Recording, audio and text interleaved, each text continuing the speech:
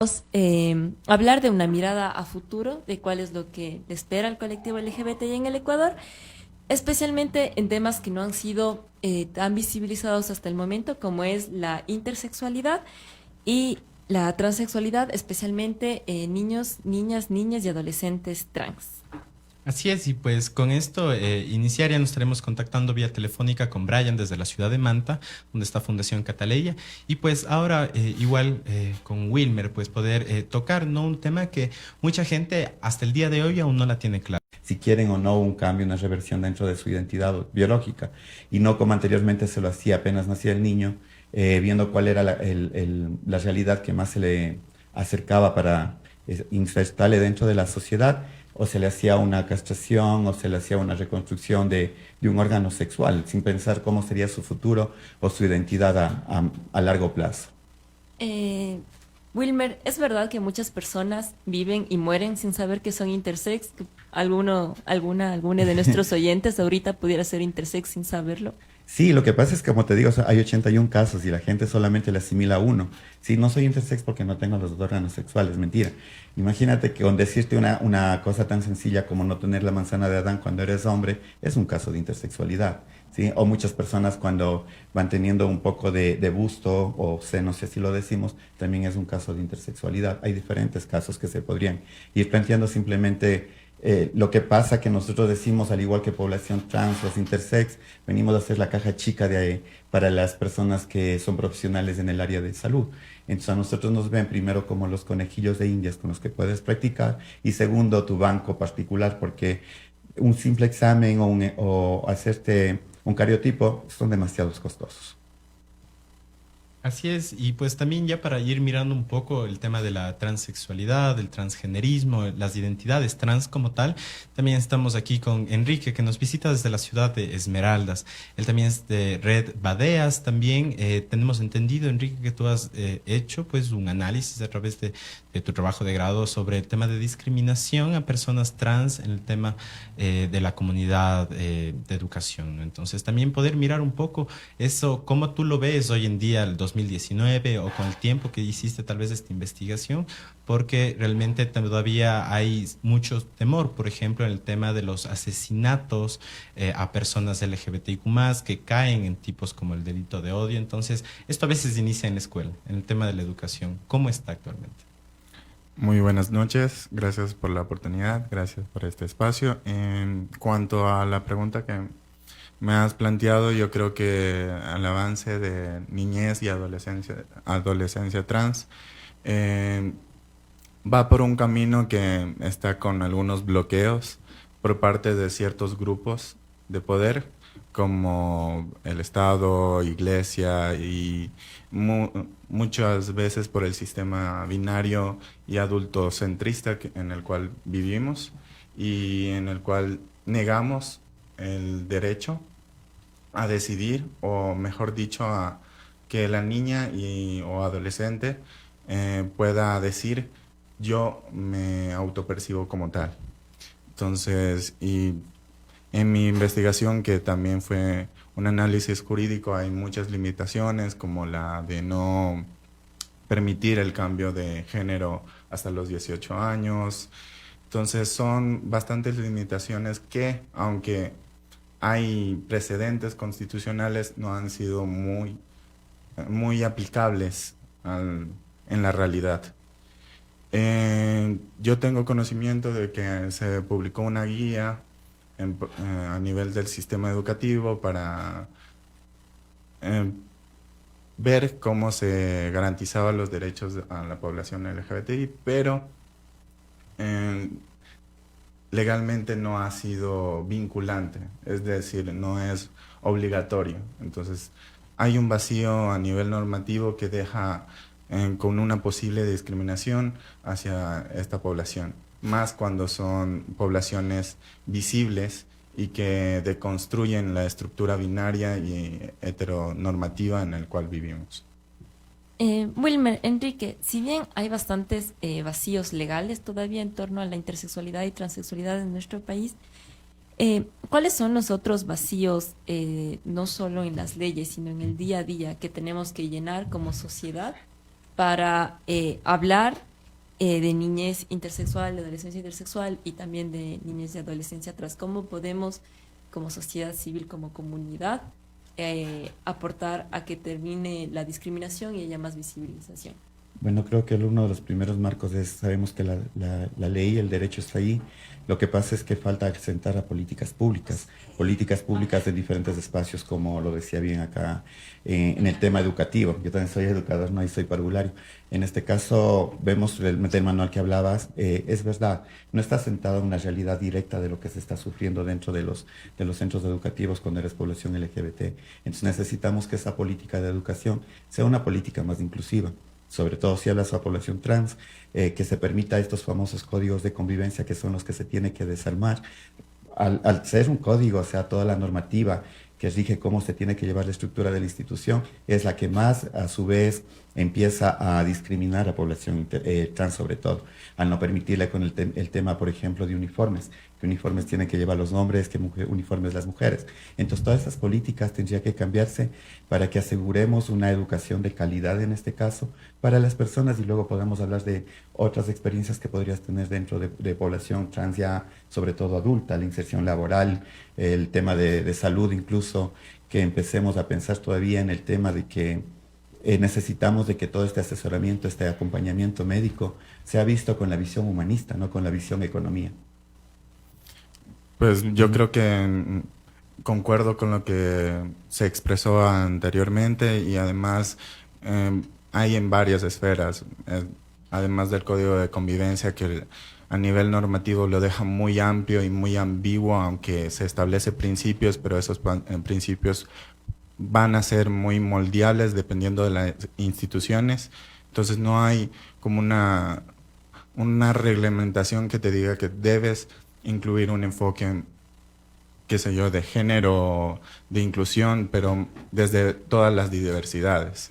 A nivel de apoyo psicológico en los departamentos de consejería estudiantiles, muchos profesionales no conocen del tema y no saben cómo abordarlo o tienen un concepto muy ambiguo y antiguo sobre eso y terminan en una posible discriminación, en negarles el acceso a la educación, y muchas veces hay instituciones que sí permiten acceder a la educación a la población trans, pero que no cuentan con las herramientas necesarias para garantizar el permanecer y el garantizar finalizar la educación, que es lo que uno quiere para todas las personas.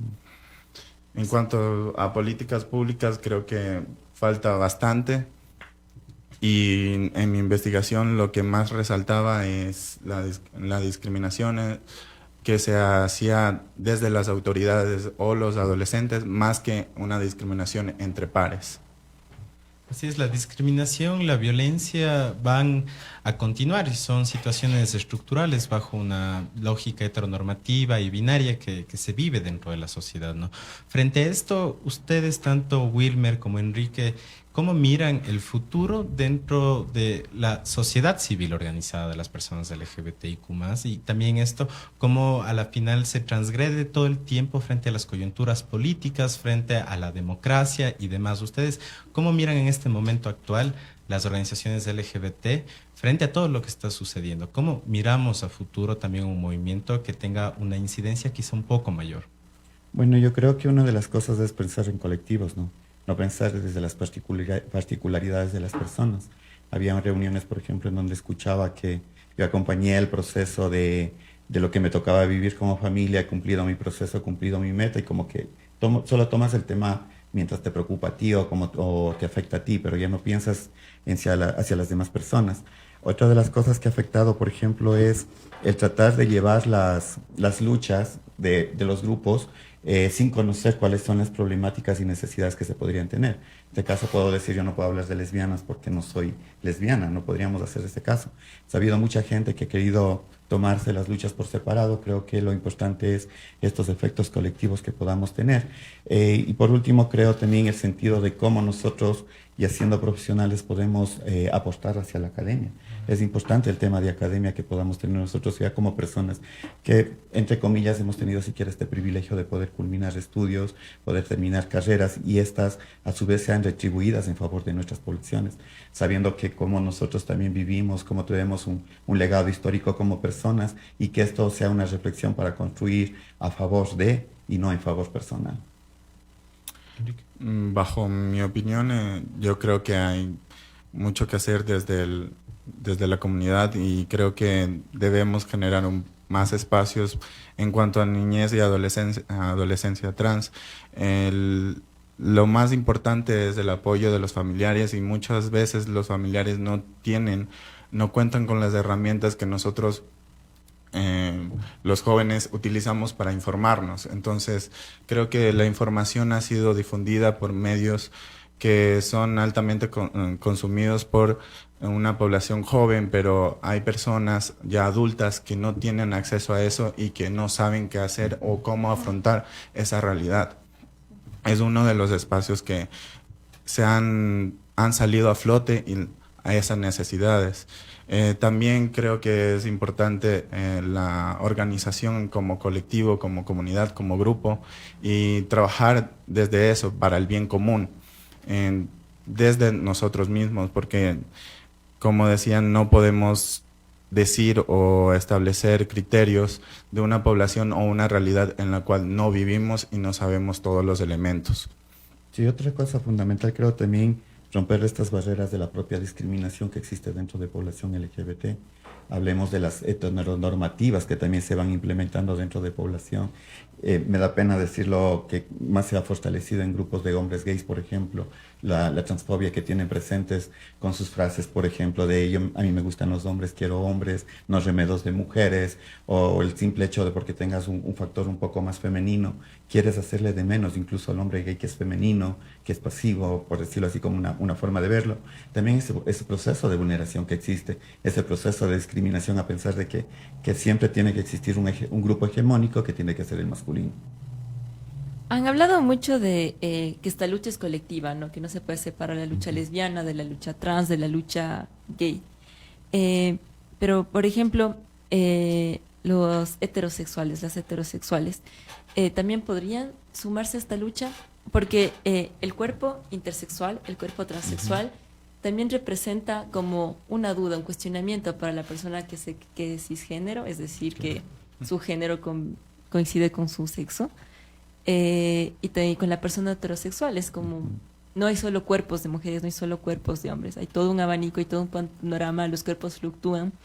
Entonces, a futuro igualmente para las personas cisgénero, para las personas que se autoidentifican como heterosexuales, ¿cuál es el rol que pueden jugar? ¿Cuál es el nivel de involucramiento que pueden tener más allá de solo informarse y no discriminar?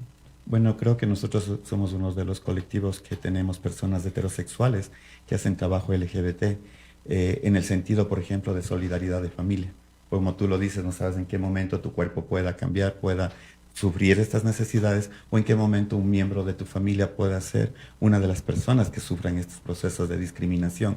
Entonces yo creo que el hacernos aliados, el hacer esa red de trabajo, el trabajo con las mujeres feministas, el trabajo con los grupos afro, o sea, con todos los grupos, sabiendo que al final todo grupo humano es discriminado de alguna forma. No porque seas hombre, no es que no vas a ser discriminado, eres más discriminado desde el sistema patriarcal. Entonces el hecho de no querer hacer grupos exclusivos, grupos fuera de lo normal, dejando de lado la inclusividad, por ejemplo.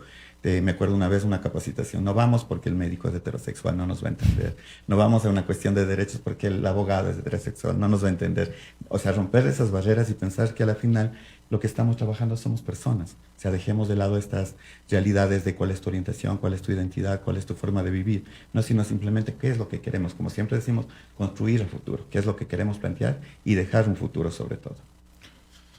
Yo la verdad creo que el rol de las personas cisgéneros, heterosexuales, es igual de importante que la población LGBTI, porque todos tenemos un conocido, un amigo, un hermano, y creo que desde sus experiencias, con su empatía con las realidades y las historias, pueden trabajar en conjunto. No le veo por qué excluir esas poblaciones. Y además, como decía, hay grupos afros, feministas, que de una u otra manera tenemos que unirnos porque a la final son luchas para garantizar los derechos fundamentales de cada persona. Entonces, ¿qué es la finalidad más macro que es de todos los grupos? Y respecto a que se tenga que trabajar con la inclusión a personas heterosexuales, yo creo que deberíamos ampliar ese espectro, porque si no incluimos a las personas que tienen una curiosidad o algo que aportar, tampoco ellos van a aprender o van a entender nuestras realidades. Y esos espacios, aunque sea heterosexual, es una retroalimentación desde su perspectiva y nuestra perspectiva, y vamos aprendiendo en conjunto qué es lo que queremos. Así es, también creo que podría ser interesante mirar, si bien tal vez no hablamos, como ya lo decían ustedes hace un momento, desde las realidades exactas de cuerpos, cuerpes no binarios o de personas que hoy en día también se asumen como personas queer.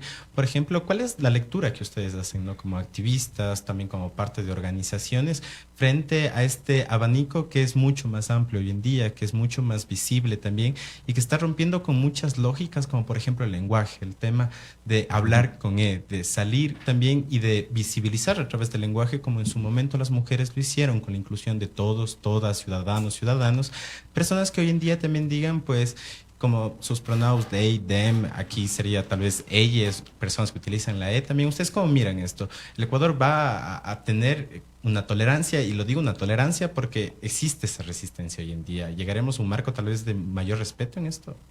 El problema es de que somos personas y seres normados y siempre estamos en base y nos radicamos a cómo nos dicen las normas. Si la norma te lo dice, si la norma lo permite, si la norma lo ratifica, ahí es cuando creemos que lo podemos utilizar. No vamos a ese sentido incluso de solidaridad. Nosotros decíamos incluso una solidaridad hacia los cuerpos trans, hacia los cuerpos inter, porque no hay la forma de identificarse. ¿Qué pasa con los cuerpos no binarios? Las personas que no se identifican ni con el femenino ni con el masculino y necesitan una forma de cómo ser identificados. La gente simplemente te toma como ese sentido de que, claro, es la exageración, ya se quieren ir más allá, ya están deformando el lenguaje, ya han deformado el cuerpo, ahora quieren deformar el lenguaje. Entonces, la gente no entiende que son formas de identidad, formas de sentirse presente, forma de que te digan también que tú estás ahí. Incluso estamos viendo que hay retrocesos, porque el todos y todas ya se está perdiendo, se está eliminando nuevamente, porque creemos que desde un todos y todas están representados o todos están representados.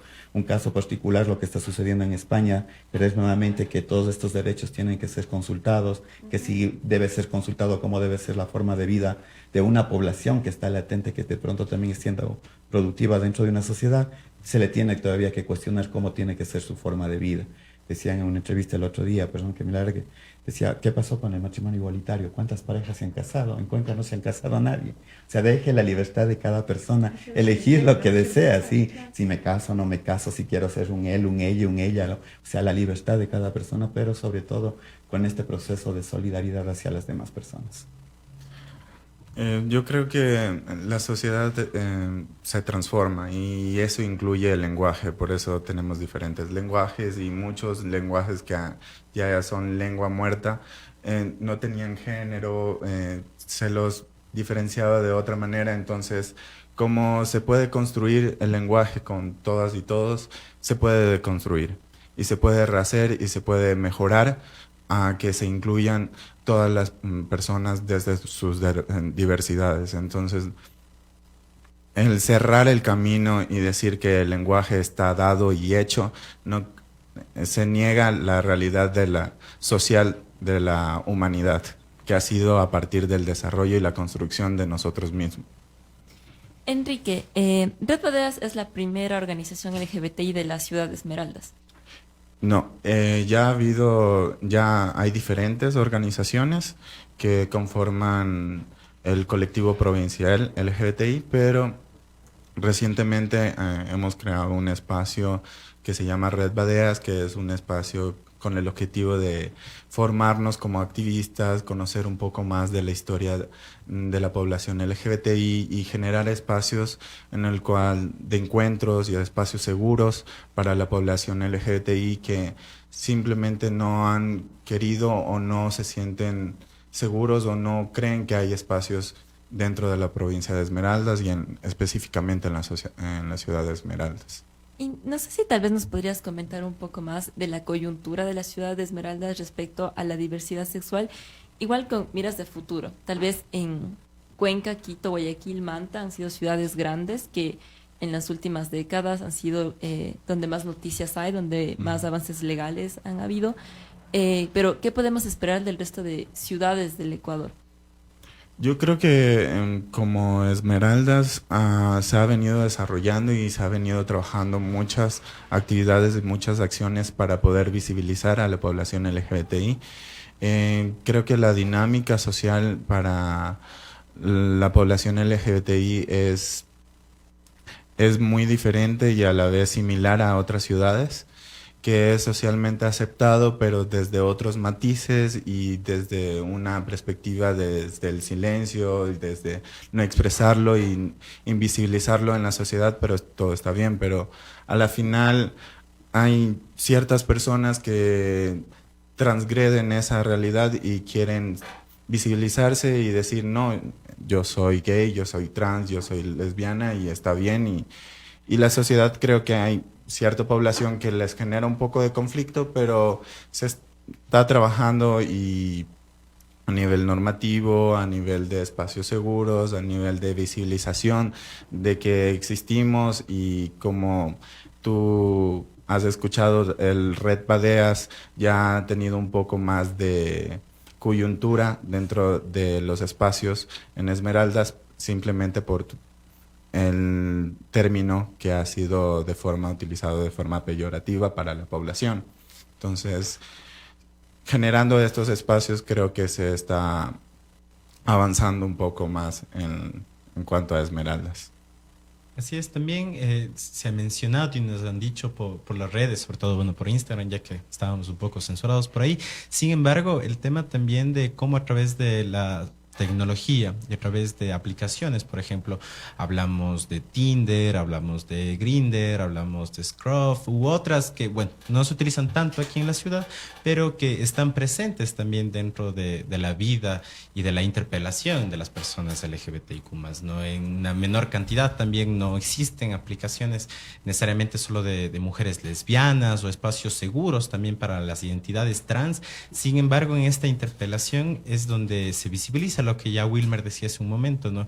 El tema de este machismo exacerbado dentro de también este patriarcado y esta posición de poder también sobre estos cuerpos un poco más femeninos, que se identifican tal vez con género masculino, pero que son vistos también y son muchas veces vulnerados también a través de los chats, o también han trascendido informaciones a nivel del país de personas pues que han contactado con otras personas y que a través de esto han sido víctimas de discriminación, de violencia y en algunos casos hasta de muerte. Entonces, ¿cómo miramos eso también a futuro cuando ponemos en el foco la tecnología como una forma de interpelarnos, una forma también un poco más rápida y eficaz que hace años no había cuando esto era penalizado? ¿Cómo lo vemos? Bueno, nosotros habíamos planteado incluso eso como un tema de tesis para la carrera de género y desarrollo. ¿Cómo es este factor de que las redes, este tipo de redes sociales que son de encuentros, pueden afectar en la salud anímica, la salud mental, emocional de las personas?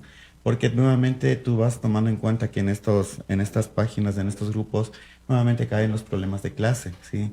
La clase social, los estereotipos de belleza, los estereotipos de cómo tendría que ser normado el cuerpo, incluso, vamos, desde el factor económico también. Muchas de las personas que están ahí son personas que están por factores de trabajo, ¿sí? Una fuente de trabajo. Pero lo que nos ha preocupado a nosotros en este caso con la directora de la carrera de género es saber qué pasa con las personas que utilizan estas redes y que no entran dentro de los estereotipos de las personas o los tipos de personas que se está buscando dentro de esta red. Si tú coges y ves perfiles, dicen necesito hombre varonil, hombre macho, estaturas, incluso las personas gorditas quedarían fuera. Con ¿sí? anuncio periódico, ¿no? Buena presencia. Buena presencia, así como que fueras a buscar trabajo. Y a veces nos decimos, loco, es solamente un encuentro así inusual o casual, o que sea, y te ponen tanta característica poco más y pon tu currículum completo para ver qué pasa. Y es verdad lo que decía Pedro, nosotros hemos tenido casos de personas de que su autoestima, su salud emocional va bajando, va deteriorándose, muchos de ellos han caído en los puntos de suicidarse, incluso el tema también que al ser una red social, no sabes quién está detrás nuevamente de la red social, ¿sí? no sabes de este ejercicio si estás chateando con la misma persona o es una persona que se puede vincular a otro proceso. A su tiempo nosotros lo decíamos con Facebook, con Twitter. O sea, ten razón de con quién estás chateando. Puede que no sea la persona correcta, tengan cuidado también con las personas que se citan, porque es una página de citas, con quién se citan. Y si se citan con alguien, siempre sea en lugares públicos. O sea, no se vayan solamente al momento, perdón, de la calentura, sino también en el momento de tener la seguridad de cada una de las personas. Yo creo que la aplicación se replica muchos de los estereotipos y demás prejuicios que tenemos en la sociedad. Y claro, a nivel psicológico sí puede haber una afectación para la población que utiliza ese tipo de aplicaciones, pero a la final nosotros, como por decir en Red Badeas, hemos utilizado aplicaciones como el Grindr para poder socializar a la población y darnos a conocer y que puedan ellos tengan un poco de curiosidad y puedan preguntar cómo es este espacio, de qué se trata e invitarles a los espacios que nosotros tenemos para que se incluyan y tengamos esa socialización con más población LGBTI. Entonces, sí, el uso de estas aplicaciones se debe utilizar con cuidado. Obviamente hay muchas veces que hay perfiles falsos, se da mucha información falsa y con los requerimientos muchas veces pocas son las personas que pueden cumplir con esos requerimientos, así que yo creo que más del todo son estereotipos que a la final ninguna persona puede cumplir el macho alfa, que son estereotipos. Así es. Ahora estamos ya vía telefónica desde la ciudad de Manta. Estamos con Brian Mendoza. Él es vicepresidente de Fundación Cataleya. Y pues, amigo, aquí hemos conversado ya sobre varios temas, pero algo que queremos es conocer la realidad de Manta. ¿Qué es lo que está sucediendo desde el trabajo que está realizando Fundación Cataleya? Isabel Vera nos comentaba que hoy no podía hacer entrevista porque va a tener una entrevista en Telemundo junto también a la Cata. Entonces, bueno, comentarnos este trabajo que mencionabas previamente, fuera de micrófonos, un poco el tema de la discriminación y el bullying, cómo ustedes están haciendo también talleres los fines de semana. Bienvenido. Hola Pedro, amigos que nos están escuchando por medio de esta señal, muchas gracias por la invitación. Para mí es sumamente importante mantener el debate alrededor de estos temas que son fundamentales. En el caso de Manta, de Manabí, tenemos un contexto social, cultural sobre todo, que dificulta muchísimo el ejercicio del respeto de los derechos de las niñas.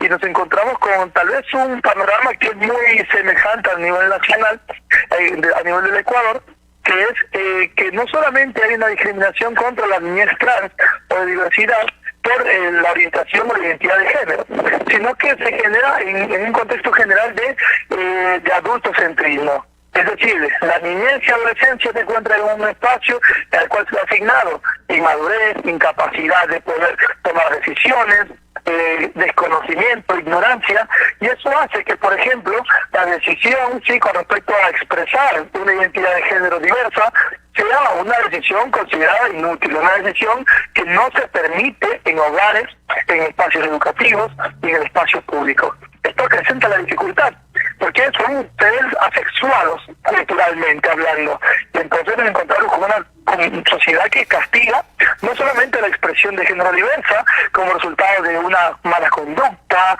como resultado de un niño malcriado, que son las principales características que dan, sino que también castiga a los padres que puedan ser comprensivos. La presión social, sí, que se genera con respecto también no solo al rol del niño o de la niña, sino también de los padres, hace que incluso los padres tengan miedo, sí, no se sientan cómodos apoyando la expresión de género diversa. Entonces hay un montón de presiones alrededor de estos padres que les obligan socialmente a castigar. ¿Sí? Hay un tema de la pedagogía del castigo que se encuentra legitimado. En Manabí, pues no se considera un problema o una violación del derecho del niño el castigo físico sobre el menor. Y entonces esto se aplica en todas las características diversas de los niños, pero sobre todo en la niñez trans.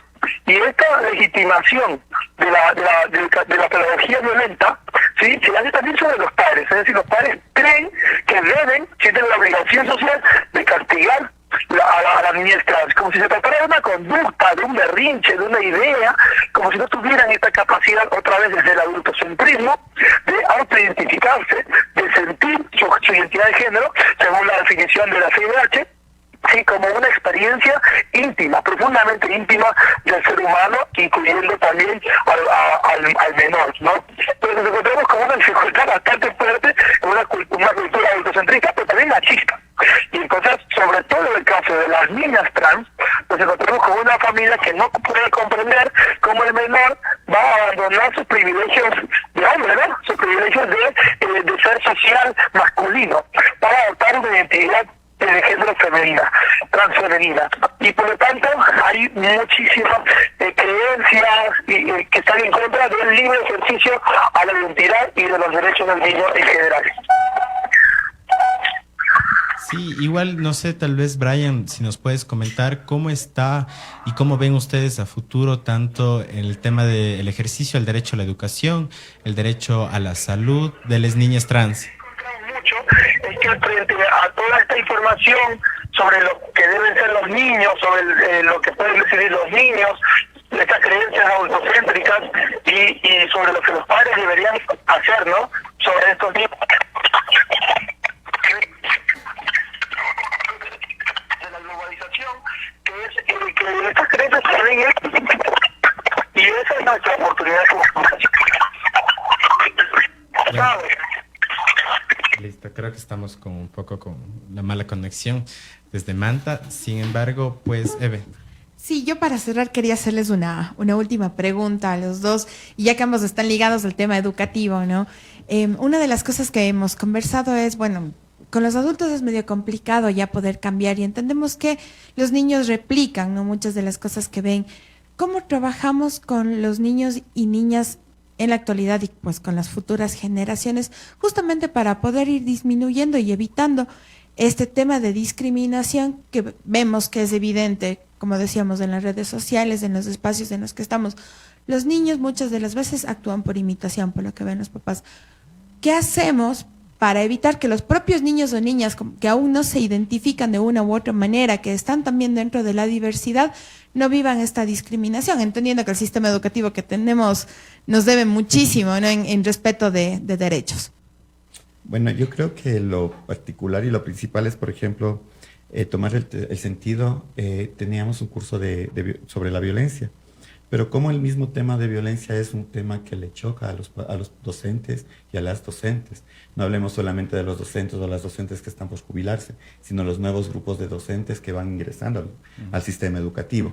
¿Te acuerdas, Evelyn? Nosotros en el Congreso Internacional planteábamos la necesidad de que en la formación de docentes empecemos a hablar de estos temas, para que el docente a su vez tenga herramientas, esas herramientas que le permita que su clase sea un poco más participativa, un poco más dinámica hacia el tema, por ejemplo, de género, porque desde ahí partiríamos. Yo no he tenido conflicto de meter el tema de género a mis estudiantes de 5 años, por ejemplo. Le hemos hablado, no en la totalidad, pero sí hasta donde el nivel podría avanzarse.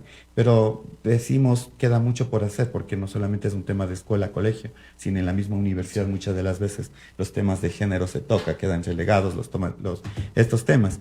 La particularidad es verdad, siempre hemos dicho, los niños no discriminan, son tan naturales que discriminación no está dentro del lenguaje de ellos. Son los padres de familia los que hacen que estos procesos se vayan repitiendo, se vayan nuevamente naturalizando dentro de la forma de los guaguas. Recordemos que los guaguas cuando están en casa tienen a su tutora y a su tutor, que es la televisión, ¿sí? Y en la televisión, ¿qué clases de programas estamos viendo? Entonces, estamos sobre todo todavía con novelas, algunas novelas que son inclusivas, novelas que van tocando las temáticas desde una forma muy progresista, otras que la toman todavía con un sentido peyorativo, pero no hablamos luego en casa qué pasó en la novela, qué pasó en la película, qué pasó en la serie. Lo dejamos pasar como que algo que no tenía que suceder. Mi hijo es perdón por esa escena, no la tenemos que volver a ver. O cuando queremos dar un video en escuela, siempre nos ven, nos revisan previamente qué es el video que se va a ver o de qué se trata el video que se va a ver, para que a su vez estas escenas todavía no sean acopladas dentro del sistema educativo. Recordemos que el Acuerdo Ejecutivo 496 fue muy cuestionado en el tema de involucrarse y de articular el tema de género, la transversalidad de género, el enfoque de género dentro de las mallas curriculares. Pues yo creo que tendríamos niños en sí, discriminación entre pares, creo que es mucho más bajo que la cual ejerce desde como autoridad o como docente. Entonces, creo que tendríamos que trabajar primero con los adultos y tengamos en cuenta que el apoyo familiar es sumamente importante. Y tengo experiencias, en mi tesis me expresaron experiencias de muchas familias que han tenido que elaborar un proceso de sensibilización y capacitación a docentes y que ha resultado en esas instituciones exitoso para la inclusión y la no discriminación de esta población. Entonces yo creo que tendríamos que trabajar con los adultos porque los niñas, niños y adolescentes solo replican y hay varios espacios que dan visibilización a estas realidades y creo que la población de niñez y adolescencia está mucho más abierta a la inclusión de otras realidades que la población adulta. Sí, nosotros, por ejemplo, desde el Observatorio de Derechos Humanos LGBTI, planteamos las campañas de, incluso el proyecto que teníamos de Yo no genero acoso, pero las dificultades que se presentan es el no tener los accesos por parte de los ministerios, las coordinaciones, las distritales, que te dicen, no, nosotros ya estamos trabajando el tema está bajo nuestros, claro, el mismo protocolo y todas esas cosas, pero a la vez no están viendo las realidades que están sucediendo. Tuvimos el caso, no es LGBT, es un caso de xenofobia con el niño de 5 años por el simple hecho de ser venezolano. Entonces eso que nos abra la mirada a ver si estos casos se están dando. Recordemos que parte de la iniciativa es de los docentes. Los docentes que han tenido que se expresaron de la manera de pronto no muy correcta hacia la venida de estudiantes de otras nacionalidades. Entonces, nosotros decimos el susto va a ser mayor cuando los estudiantes o las estudiantes empiecen a identificarse como población LGBT, como empiecen a hacer ya sumar. Como me acuerdo un debate en mi escuela, un debate de los gobiernos estudiantiles, un estudiante decía, yo quiero defender a la población LGBT. El director le cogió y le dijo, no, esos temas no hay aquí. O sea, son temas que todavía no se tocan, que no se hablan, y mucho más si vamos de instituciones privadas, religiosas, es más obstaculizado e invisibilizado el caso. Wilmer, Enrique, queremos agradecerles muchísimo por haber sido parte de nuestro último programa. Hacemos un llamado a padres, madres, docentes, abogados, médicos, médicas, todas las personas que pueden estar involucradas o ser parte de la vida de una persona intersex, de una persona transexual, a informarse, a evitar la discriminación, eliminar la discriminación para crear un mejor Ecuador. Así es, y agradecer a todas, a todos y a todos que han sido durante este proceso, tanto esta producción de estas entrevistas, así como del cómic queer número 0, que les recordamos también, que pueden descargarse a través de www.caleidos.es y pues es de distribución gratuita, esperamos que pueda llegar a mucha gente y que pueda ser muy útil también pues para que la niñez y la adolescencia pueda también saber sobre la historia LGBTIQ+, contada desde otra visión, la antropología, el derecho, la ilustración unida en este proyecto, y agradecer a Caleidos, Centro de Etnografía Disciplinaria. Perdón, es el último programa. Y también agradecer sobre todo al Human Rights Campaign Foundation también por este financiamiento con el que podemos realizar esto. Y pues nos vamos ahora sí con una pequeña pausa musical y regresamos con nuestro último segmento para saber sobre Cocuyo.